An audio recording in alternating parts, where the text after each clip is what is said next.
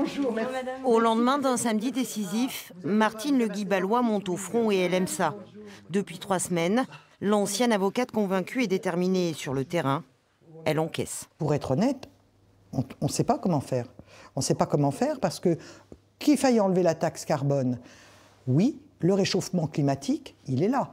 Même en campagne, ils ont très bien compris. On ne rencontre pas qu'eux, hein. On a aussi les commerçants, on a aussi tous les gens qui veulent que ça s'arrête. On a tout le monde là sur le dos en ce moment, avec des opinions extrêmement diverses.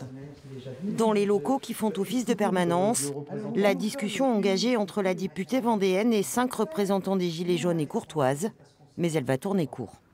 Les entreprises comme, malheureusement je vais citer leur nom, c'est McDonald's en France, il y en a partout, ils ne payent pas d'impôts. Vous trouvez ça logique?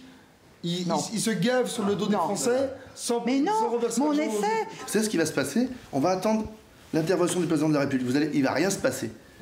On garde le cap. Et c'est ça, écouter les citoyens? Si c'est ça, je prends la porte et je m'en vais. Hein. Moi, ça me rend fou et voilà, donc j'ai préféré quitter plutôt que d'entendre un discours politicien qui vous mène dans des directions alors que vous posez d'autres questions. Moi, je n'ai pas fait de politique, mais je vois bien qu'on essaye de nous mener vers un faux débat. Elle discute, mais on tourne en rond, c'est encore cette même histoire, on tourne en rond. Pour eux, ils mettent les choses en place, mais les choses, le peuple ne les voit pas. Les riches voient peut-être cette chose, mais nous, en tant que petits citoyens, on voit rien. Là, la jeune fille, vous avez entendu ce qu'elle a exprimé? Elle a un sentiment de colère. Qu'elle parte là en se disant oui, la députée bourgeoise du coin là, qui manque de rien, elle va encore se fiche de nous parce que c'est l'impression générale qu'ils ont. Mais il faut que la confiance se fasse. La confiance, ça ne va pas se faire du jour au lendemain.